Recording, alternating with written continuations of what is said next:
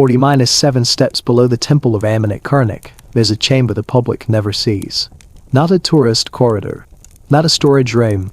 A sealed space cut straight into bedrock with cedar doors banded in bronze doors, so old the grain has gone glassy, like the water's forgotten sunlight ever existed. It's around 1214 BCE, the 19th year of Ramesses II, and the woman on the black altar has been awake for 6 days. Her name is Kir. She's 20-2, a noblewoman from MIT and educated, trained to speak carefully, taught to read the sky for seasons and omens, taught that rank gives you protection. 30-1 days ago she still believed that. Then Egyptian troops took her father's fortress in Syria. She was dragged out with the other captives, but she was treated like the others. While soldiers sorted prisoners for labor, a different set of men moved through the crowd. Priests. Evaluators. They didn't look for beauty. They didn't look for obedience. They looked for something more useful.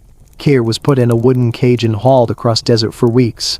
Along the way she was examined by physicians who wrote down measurements like she was inventory.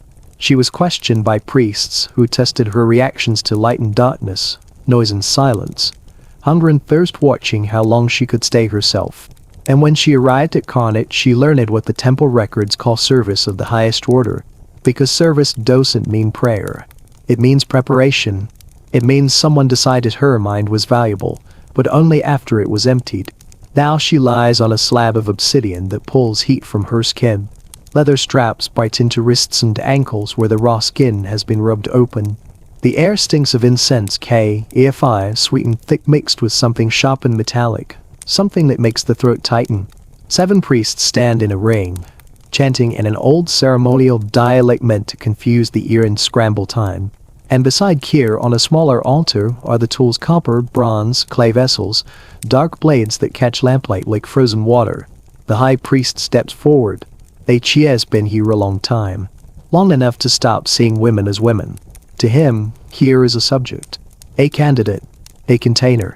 And if you think this is a story about punishment, you're already looking in the wrong direction. Because what happens in this chamber is not meant to extract information. It's meant to erase a person, so something else can wear the body afterward. If you're here for history without the polished museum version, keep listening. By the end you'll understand why certain temples were built with rooms that weren't for gods at all, but for manufacturing obedience, creating living symbols, and turning human beings into sacred instruments the state could use. Then you'll understand the most terrifying part. This was chaotic cruelty. It was a system. Here's how it worked. Egypt didn't just conquer territory. It managed territory. And temples weren't just religious centers. They were administrative engines, wealth, influence, and intelligence networks wrapped in ritual. When armies moved through border regions, temple specialists followed. Their job was to collect ordinary captives. Their job was to find rare ones. Women within a specific age range. Healthy, educated if possible, mentally resilient, strong enough to endure stress without collapsing but not so powerful that she can't be broken. That last part matters. The temple logic was brutal. A vessel had to be filled with something before it could be emptied. A blank mind was useful. A strong identity was raw material. Kir stood out during the capture, not because she screamed, but because she organized. Not because she begged, but because she watched. She tried to coordinate escape, tried to keep others moving, tried to think her way out. That's what the evaluators wanted, because a woman who can think is harder to control. And when you finally control her, she becomes proof that control is absolute. The moment Kir was separated from the general captive group, the first stage started. Isolation. No familiar voices. No friends. No family. No language she could speak freely. No routines she could cling to. Her world shrank down to guards, walls, and uncertainty. This was accidental hardship. It was psychological engineering. Modern experts call it coercive control. The temple didn't have that vocabulary, but it understood the effect when you strip away a person's anchors. You can rewrite the map inside their head. When Kir reached Karnak, she was given one small mercy: a wash, clean linen, a meal. That mercy was kindness. It was calibration. Because contrast is a weapon. If you can control misery and relief, you can train a human being like an animal. You can condition reactions. You can make comfort feel like a gift that must be earned. Then came the formal processing. They measured her body. They examined her health. They documented scars, teeth, skin, posture, temperament. They watched her when she didn't know she was being watched. They provoked her and recorded how quickly she recovered. And when the decision was made, her name stopped being useful. In the records, she became a number. Then she was taken down. 40-7 steps. The chamber was designed like a prison. It was designed like a laboratory. No windows. No daylight. No sense of time. Walls painted dark to swallow light. Air thick with smoke and rhythm. A central altar for restraint, and side altars for instruments and mixtures. The first stage had a name in the inner tradition, something like the severing. Cutting away everything that made Kier. They started with the body, because the body is where identity learns. Hair removed. Not quickly. Not cleanly. Slowly enough that every minute teaches the same lesson: your body is not yours. Then the natural bath, alkaline, harsh, burning on living skin. Not long enough to kill, long enough to overwhelm. Pain that steals attention so completely the mind can't hold onto anything else. While it happens, the chanting continues. Phrases repeated until they stop sounding like words and become the background of thought itself. You are being purified. You are becoming empty. What you were is ending. You don't have to believe the words for them to work. Repetition during stress is how you install scripts into the brain. And the severing didn't stop at pain. Pain alone doesn't erase identity. Pain just hurts. So the priests attacked memory. They made Kia talk about her life, her family, her home, her language, her gods, her childhood, the things that knit a person together into one continuous self. Then they told her it was all false. Not as an argument, as an order. When she insisted it was real, they punished the insistence. When she recited her story again, they punished again. Over hours and days, the lesson sinks in. Defending your past brings suffering. Letting it go brings relief. That is how a mind learns to stop reaching for itself.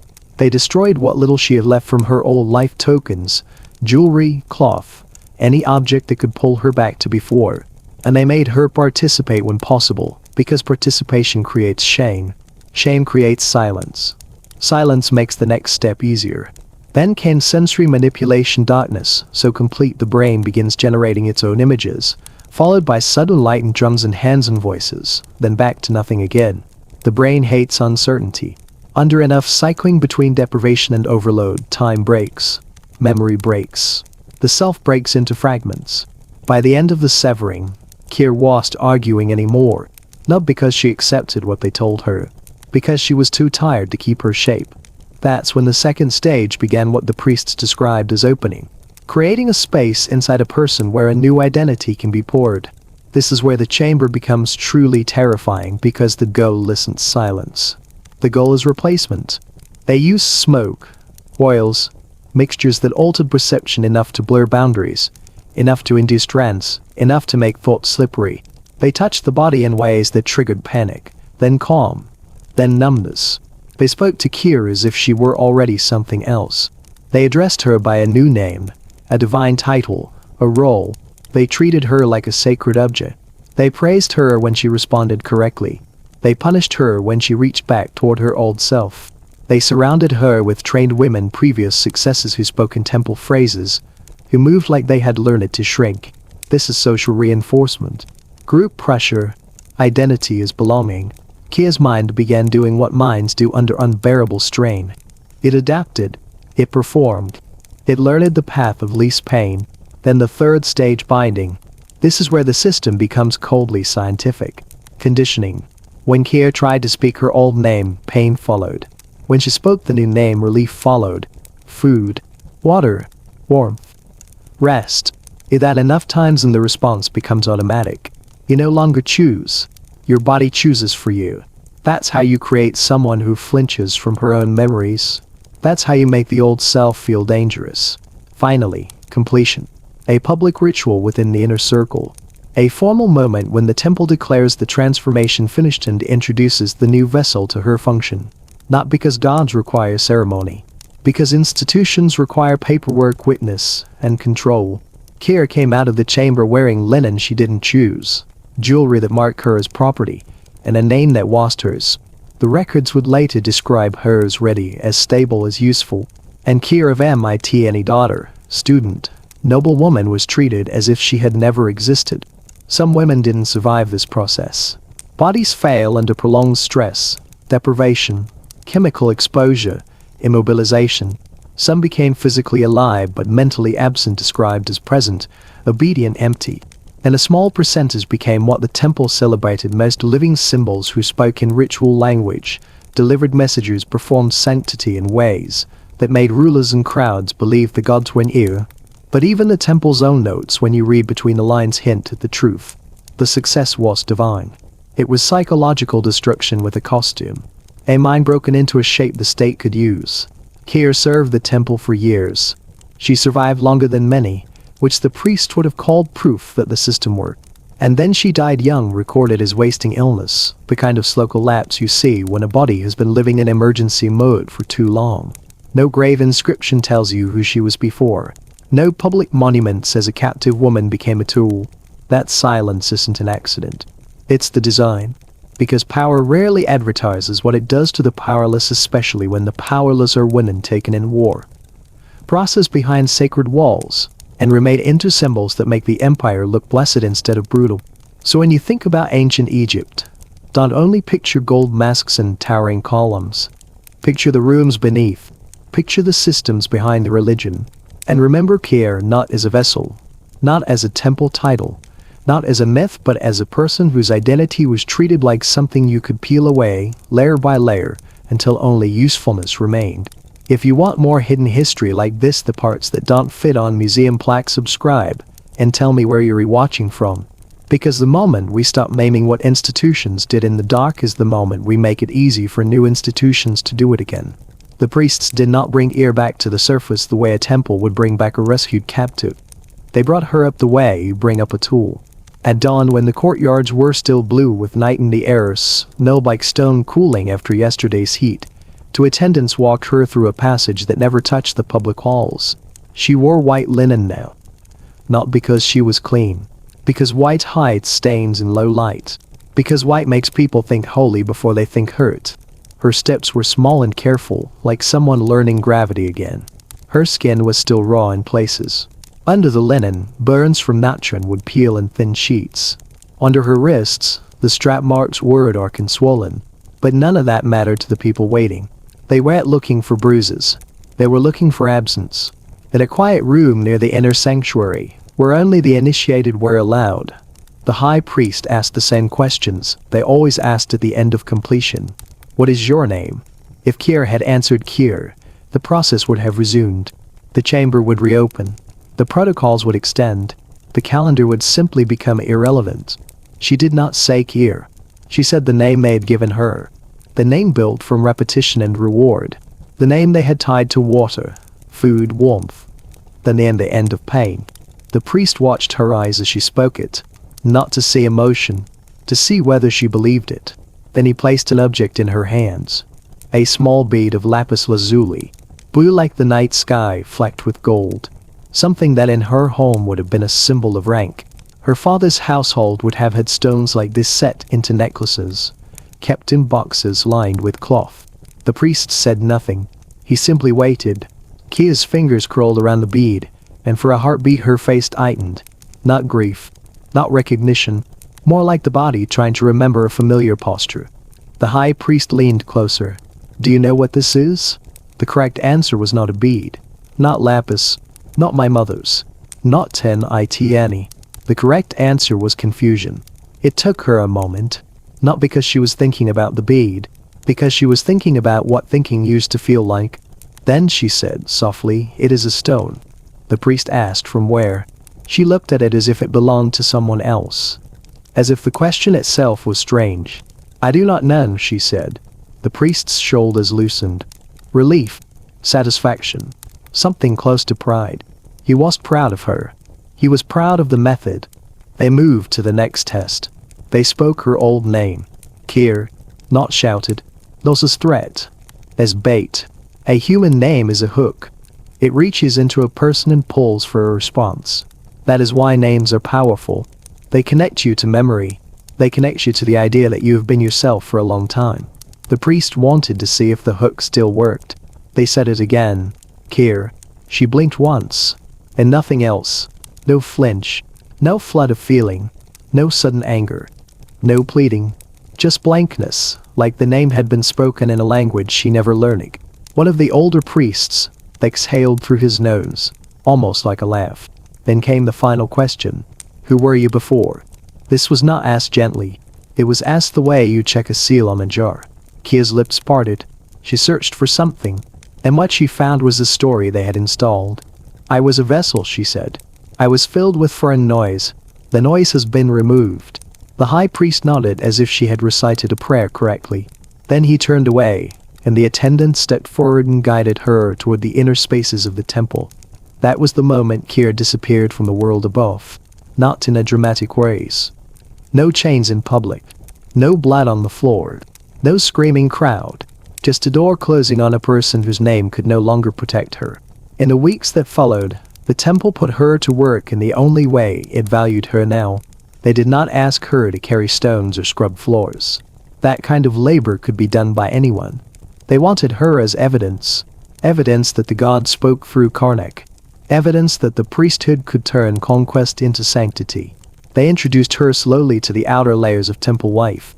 They kept her surrounded by women who had already been processed, already trained to speak in the right rhythms, already practiced at appearing serene.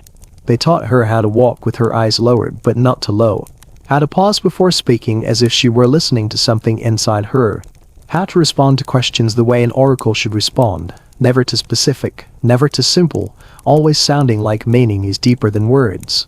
At first she repeated phrases they fed her, the same lines they had chanted in the chamber, now translated into the common tongue. You ask, the gods answer. The river will rise. The land will drink. Your enemies fear you because fear has been placed in them. The priest watched for hesitation. They listened for the wrong tone. They corrected her with small punishments and big rewards. Over time something changed. Not a miracle. A coping mechanism. When you strip a person's identity down to raw nerve endings, the mind either breaks completely or learns a new way to survive. Some become empty. Some become numb. Some split into pieces and hide one part behind another. Kier began to speak with more fluidity. She began to connect patterns in questions and give answers that sounded eerily accurate. Not because gods whispered in her ear. Because she had always been intelligent. Because even a wounded mind can still recognize human motives. Because people bring their own answers to oracles and call it prophecy. A farmer asked if his child would live. Kier looked at his hands and saw the dirt under the nails. She saw the hollow in the cheeks. She smelled sickness on his breath. She said, the gods take what the gods have already touched. Prepare your house. He left sobbing, convinced she had seen fate. A noblewoman asked if her husband was loyal. Kier saw the bruises on her wrist shaped like fingers. She saw the woman's eyes constantly flick to the doorway, as if expecting someone to appear and punish her for speaking. Kier said he is loyal to himself. God, what is yours? The woman returned weeks later with gifts, trembling with gratitude, convinced a goddess had protected her. The temple recorded these moments like victories. They loved that people believed. Belief is currency. Belief becomes donations, land, protection, political leverage. And in that sense, Kier was doing exactly what the priests wanted. Years passed. The records would later describe her as stable, consistent, useful. They would note that she did not attempt escape. That she did not display disruptive emotion. That she performed sacred service with proper composure. They would also note, in the coldest language imaginable, that she began to show signs of wasting. She ate, but she did not gain strength. She slept, but she did not recover. Her skin grew dull. Her hair, when it eventually grew back, came in thin. There is a kind of death that starts long before the body stops breathing. It starts when the mind loses its reason to fight. Kier lasted 11 years after the chamber. 11 years is a long time if you think survival is the same thing as living. Then one season she began coughing blood. The physicians tried poultices, prayers, incense. The priests debated whether she had been contaminated by some impurity, whether her body was failing because her vessel was flawed. No one asked the only honest question. What happens to a human being when you destroy the structure that makes them feel like a person? Kier died at 30-3. And when she died, the temple did not mourn her as Kier. They mourned the loss of a functioning instrument. They buried her within temple grounds with a marker that used only her vessel name. A sacred title. A role. No mention of Mitani. No mention of her father. No mention of a cage crossing desert. No mention of a chamber 40-7 steps below the world. That silence is not a gap in the record. It is the record. Because if you wrote the truth plainly, you would have to admit what the system was doing. You would have to admit that conquest did not end at the battlefield. It continued in ruins where the conquered were earned into symbols that served the conqueror's story. And now, thousands of years later, this is where the story twists in a way the ancient priests never planned for.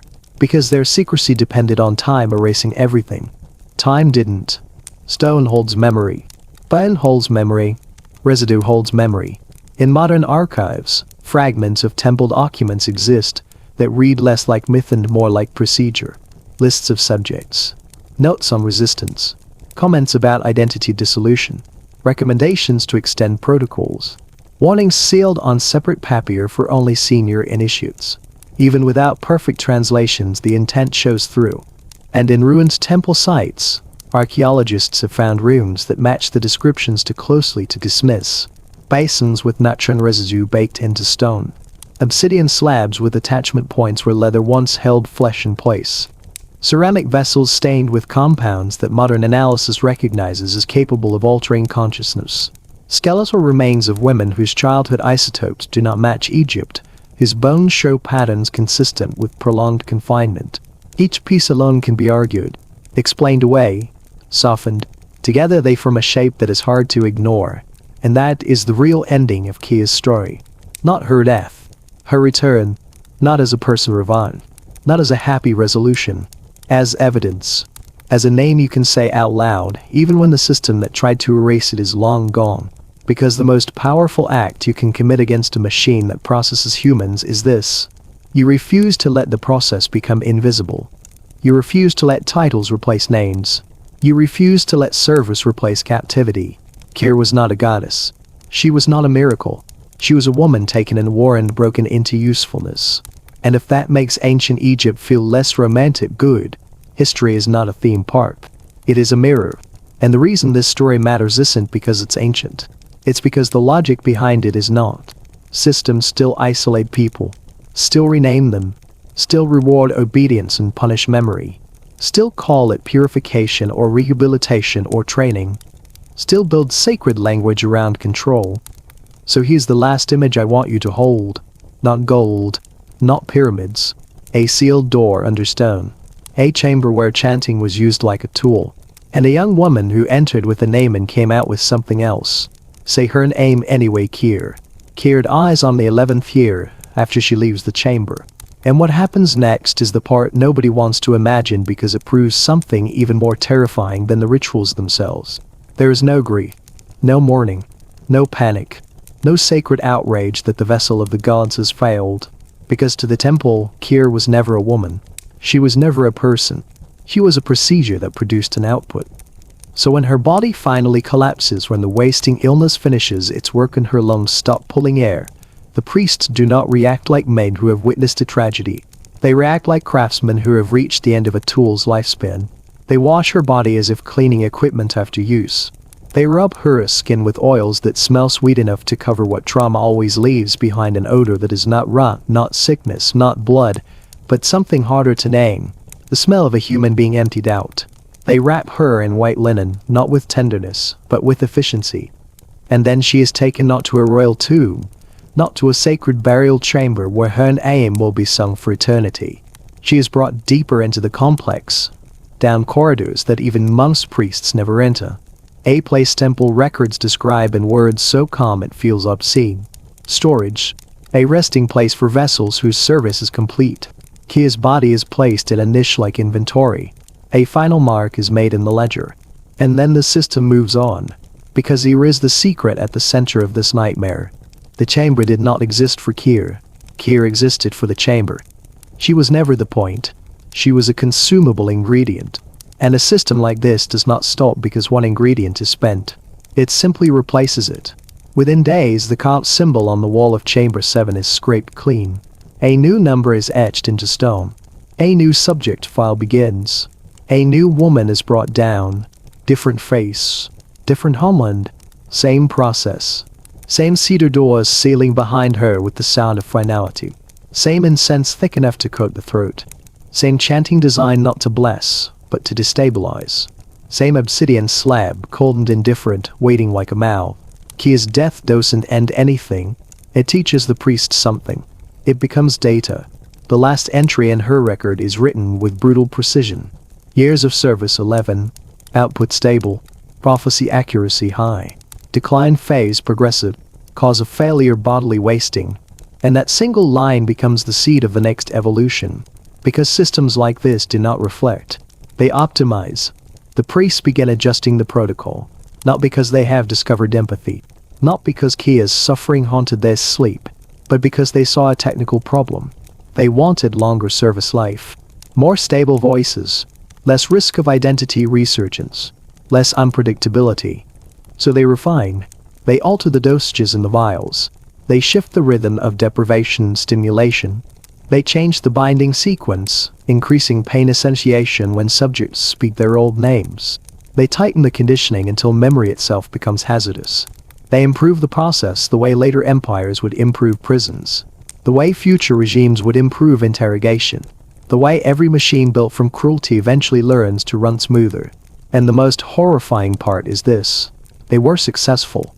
Over the next decades, temple records show fewer escapes, fewer attempted deceptions, more stable vessels, more profitable miracles, more convincing divine voices. But every improvement had a cost. It made the surviving women emptier. It made the transformation cleaner. And it made the original person harder to recover. Because what the priests were really manufacturing was not holiness. They were manufacturing absence. A person minus shaped silence. A body that moves through the world with no one inside. And this ultimately is why the chambers were kept hidden. Not because the rituals were misunderstood. Not because outsiders wouldn't get it. But because even the ancient world understood something instinctively. Some truths are too corrosive to let ordinary people touch. If the public ever realized that the gods' voices were created in darkness, that prophecy could be engineered, that divine authority could be manufactured through psychological destruction, then the temple would stop being sacred. It would become what it always was. A factory. A machine built from suffering. Centuries pass. Dynasties collapse. Temples become ruins. Sand buries the stairs. The cedarwood doors rot away. And for a long time it seems like the chamber has vanished completely. As if it was never real. As if Kier never existed. But the chamber does not disappear. Because stone keeps evidence. Bone keeps evidence. Residue keeps evidence. And one day, thousands of years later, men with lanterns descend into underground rooms beneath the temple that tourists walk through in sunlight. They expect storage. They expect sacred archives. They expect nothing more than empty corridors and dust. Instead they find the obsidian slabs. They find the carved grooves where leather straps once tightened around wrists. They find the stone basins with chemical staining. They find ceramic vessels with residues that modern laboratories can still identify. They find skeletal remains that carry the fingerprints of prolonged immobilization. The body doesn't forget. Even after 3,000 years, it remembers. And suddenly, history changes shape. Because the mystery of the oracle becomes less mysterious. The holiness becomes mechanical. The divine becomes procedural. And the question becomes unavoidable.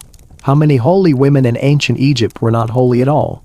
How many of them were simply broken captives trained to perform divinity? How many temples built their authority not on miracles from the gods, but on trauma designed by men? And this is where Kier returns. Not as Mutu Mheb, not as an oracle, not as a goddess's mouthpiece, but as what she always was, a woman, a 20-year-old prisoner taken from her homeland, a daughter, a person, a human being whose identity was dismantled piece by piece beneath the temple while the world above continued praying. They buried her name. They erased her story. They turned her into function. But the system made one mistake. It assumed silence would last forever. It assumed nobody would ever speak the name of the person who went into the chamber. But silence is fragile. Because once the story is told, the chamber loses power. Once the truth is spoken, the temple's holiness rots from the inside. Once we name Kier as Kier, once we remember her as a person, the priests lose what they depended on most. Not control, not secrecy, not their gods. They lose forgetting. And that is the only victory Kier ever gets. But it's a real one, because it is the only kind of victory people like her were ever allowed to have. A victory not in life, but in memory. They tried to make sure no one could ever trace it back. That was the entire point of the protocol. Not just to erase a woman's identity, but to erase the evidence that there had ever been a woman to erase. Because if you destroy someone's past, but the world still remembers her name, then she still exists. And existence is dangerous. Existence is resistance. So the priests didn't just reshape minds. They reshaped records. They stripped names from papers. They replaced them with numbers. They trained scribes to write the way bureaucrats write: cold, standardized, impossible to emotionally interpret. Subject 147. Subject 312. Intake in good condition. Severing completed. Resistance reduced. Identity dissolved. It reads like livestock inspection, like inventory, like a machine counting raw material. But here is what gives Kier's story teeth even after 3,000 years. It didn't work perfectly. It never works perfectly, because no matter how advanced a system becomes, no matter how refined the torture, no matter how carefully it is designed to carve a person out of their own body, the human mind is not clay. It doesn't always break clean. Sometimes it splinters. And those splinters cut the people holding the knife. That's what the temple priests eventually discovered. Not in one dramatic moment, not in some theatrical collapse, but in the slow, creeping realization that the very thing they weren't manufacturing, emptiness, could never be made completely sterile. Every vessel that emerged carried something unpredictable. A flicker, a residue, a trace. Even Kier, who the records call one of the clearest transformations, still produced anomalies in her later years. There is a line in her service file that most translators skip, because it seems meaningless. But it's not. Subject exhibited unprovoked weeping during lunar absence. That's the phrase. Unprovoked weeping during lunar absence. To the priests, it meant nothing except instability. A minor defect in an otherwise useful tool. But think about what it implies.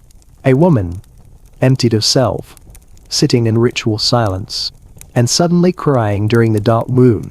Not because of punishment, not because of pain, not because of any external trigger, but because something inside her, something ancient, something stubborn, recognized darkness as the place she was born again, or the place she died, or the place she was buried alive while still breathing.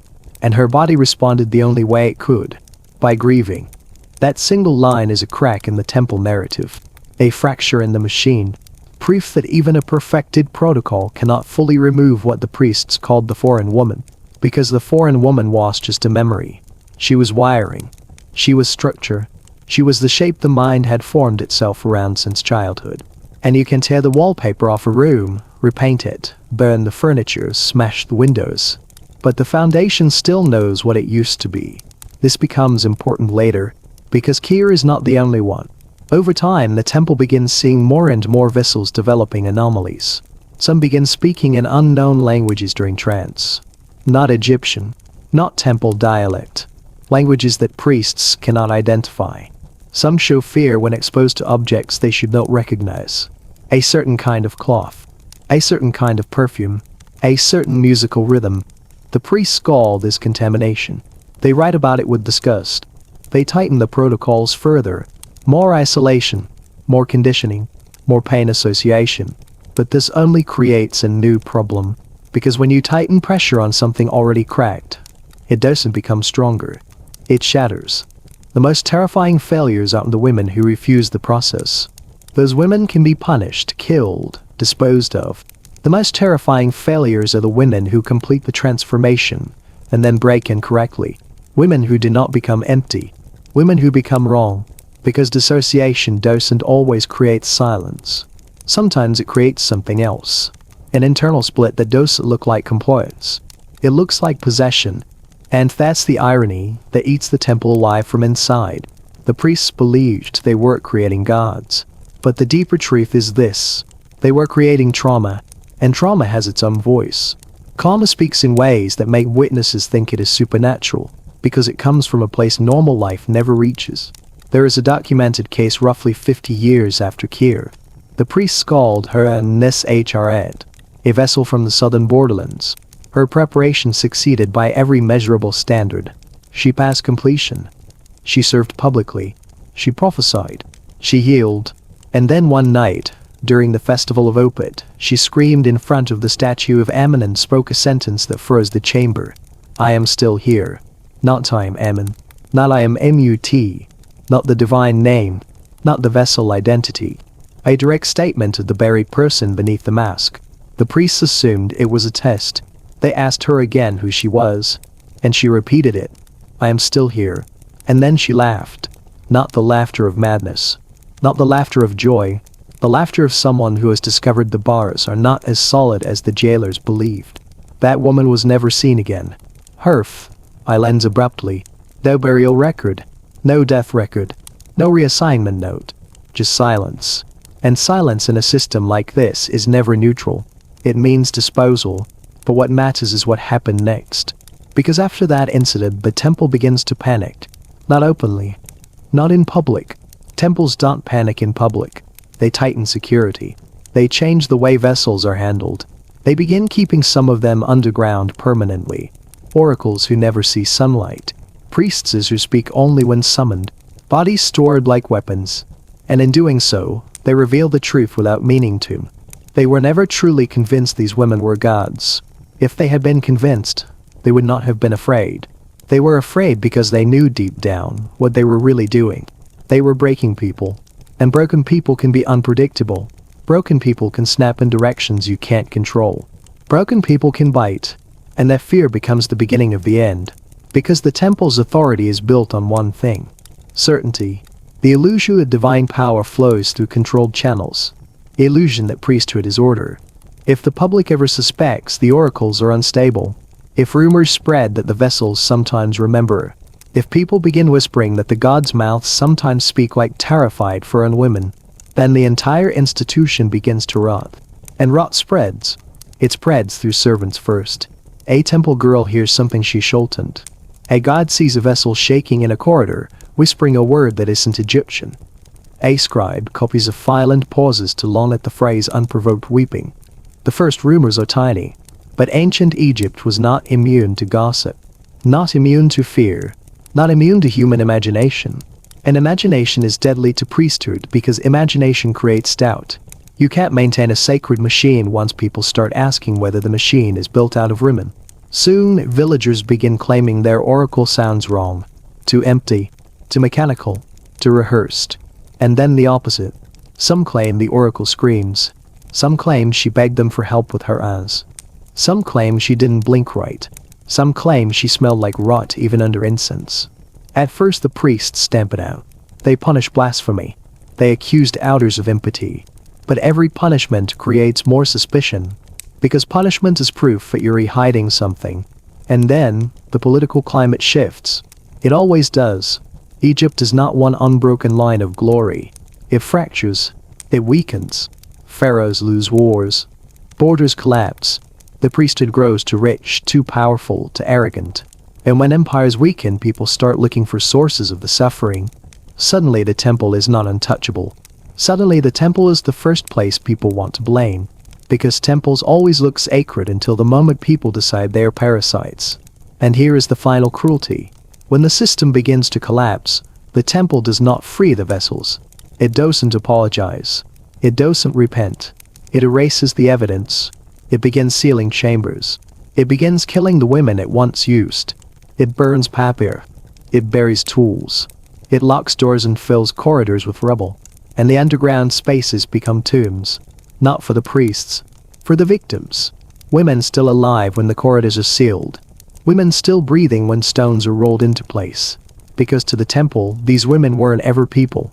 They were liabilities. And that is how the chamber disappears. Not through time. Through choice. Through deliberate burial. And now you understand why archaeologists sometimes find sealed rooms with bones inside. Not burial bones. Not honored dead. But people who died where they weren't wrapped. The last stage of the protocol. Not completion. Not service. Not death in a bed. Just silence. Air running out. Darkness closing. The final proof that what happened below the temple was never about divinity. It was always about control. And here's the last part, the part that makes Kia's name worth saying out loud. Even after all of this, even after priests sealed chambers, even after records were burned, even after empires fell, even after languages died, the system still failed at its deepest goal, because the system wanted absolute erasure, and erasure requires one thing, that nobody remembers. But now you do. Now Kia exists again. Not as a vessel, not as a divine product, as a human being who was taken underground and rewritten. And if you can name her, you can see her. And if you can see her, the chamber loses its power, because secrecy is what keeps systems like this alive. And the most dangerous thing you can do to a secret machine built from suffering is drag it into the light. And that's the part people misunderstand about horror. Horror isn't the blood. Horror isn't the blade. Horror is systems. Because a blade needs a hand. A man needs a motive. But a system doesn't need emotion. It doesn't need rage. It doesn't need pleasure. It doesn't even need hatred. A system only needs permission. And the chamber beneath the temple of Ammon was permission carved into stone. Not by one sadistic priest. Not by one cruel pharaoh. But by centuries of a civilization that decided certain human beings could be converted into tools. And once you build that kind of machine, it doesn't stay contained. It never stays contained. Because power always spreads its methods. The chamber was just a room. It was a blueprint. And the blueprint didn't die when Kier died. It lived on inside the priesthood. Inside temple networks. Inside the idea that identity can be dismantled and rebuilt by force. That a human mind can be processed. That suffering can be refined into function. That you can do anything to someone as long as you call it sacred. That ideology doesn't disappear. It mutates. It changes names. It swaps gods. It updates rituals. It keeps the same structure and puts on a new mask. And you can actually watch it happen in the historical record. Because as Egypt weakened border pressure, civil fractures, for an influence the priesthood grew more desperate, more protective, more paranoid. When a system senses its end, it becomes more extreme, not less. Temple records from the last centuries of the New Kingdom show subtle shifts. Not fewer captives. Not gentler protocols. Harsher. Not more transparency. More secrecy. And then silence. The records stop. Not because the practice ended cleanly. Because what happened next was reform. It was emergency disposal. It was containment. Because somewhere in those final decades when the priesthood began to feel the empire slipping, someone made the calculation that the chamber was no longer worth the risk. That a vessel could speak wrong. That a captive could escape. That a servant could witness too much. That a scribe could leak a papers. That a rumor could turn into a riot. And once the public begins to suspect what's under a temple, faith collapses faster than any wall. So they sealed it. That's how most evil ends in history. Not with justice. Not with revelation. But with cleanup. The priests didn't stop because their conscience awakened. They stopped because the chamber became a liability. So they buried it. They turned engineering into forgetting. Corridors were filled with rubble.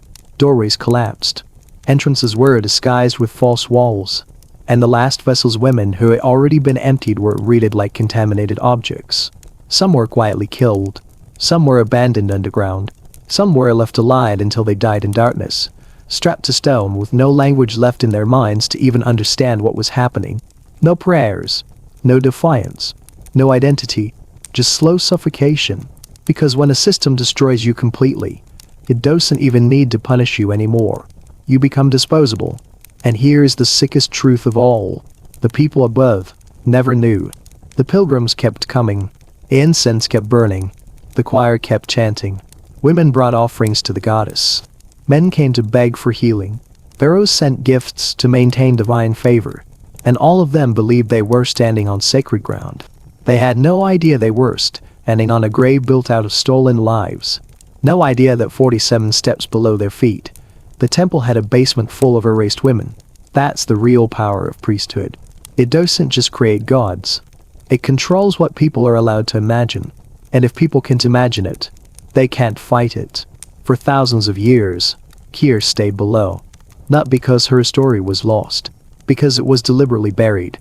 Because in the ancient world, even the powerful understood one thing. If ordinary people knew what happened in those chambers, the temple would not survive. So Kier vanished. And in a way, the priests succeeded. Because we don't know her real face. We don't know her voice. We don't know the shape of her laugh. We don't know the exact day she died. We don't even know if Kier is her name or a scribal approximation in an Egyptian hand that didn't care enough to preserve accuracy. But they didn't erase everything. Because there's something systems like this never account for. Time doesn't just destroy evidence. Time also destroys control. Empires fall. Priesthoods rot. Languages change. Temples become ruins. And in ruins, secrets leak. A sealed chamber cracks. A wall shifts. A passage collapses wrong. A modern archaeologist digs where they weren't supposed to dig. And suddenly 3,000 years later, someone stands in a dark underground room beneath the temple and realizes, this was storage. This was sacred. This was a factory. And the product was human identity. That's why the chamber matters. Not because it proves ancient Egypt was evil. Every civilization has chambers like this, whether carved into stone or built into policy. What matters is the method. Because when you understand the method, you stop being fooled by the mask. You recognize it anywhere. You recognize it in cults, in prisons, in authoritarian states, in abusive homes. Anywhere a system isolates people, breaks their sense of reality, replaces identity with obedience, then calls the result order. That's what was happening to Kier. And that's why her story should unsettle you. Because Kier wasn't unique. She was a unit. A number. A procedure. And the real horror is that the priests were good at it. Good enough that they made it normal. Good enough that they made it sacred. Good enough that they did it for centuries. So this is where the story ends. Not with a dramatic escape. Not with a heroic rescue. Kier does not win in the way stories want victims to win. She doesn't run into sunlight and collapse into someone's arms. She doesn't stab a priest and sprint up the stairs. She doesn't burn the chamber down. Kier's story ends the way most real horror ends. Quietly. Systematically. A life extinguished without witnesses. A person erased and replaced. A body walking without a self. 11 years of service. Then wasting. Then death. Then burial. Then silence. And what makes the ending intolerable is this. It worked. For a long time it worked perfectly. Until it didn't. Until the secrets cracked. Until the ruins spoke. Until we reached into the darkness and pulled her and aimed back out. And that's all we can do now. We can't save Kier. But we can do the one thing the priests built the chamber to prevent. We can remember her. Because remembrance is the opposite of processing.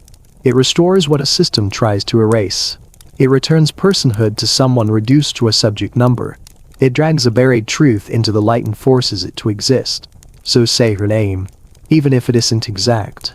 Say it anyway. Kier of Mitani. A woman. Not a vessel. Not an oracle. Not a divine tool. A human being who was stolen, dismantled, and rewritten inside a room the world wasn't meant to know existed. And now you do. If you want more hidden histories like this, the ones polished textbooks won't touch, the ones museums hint at but never explain, the ones empires buried on purpose, then subscribe.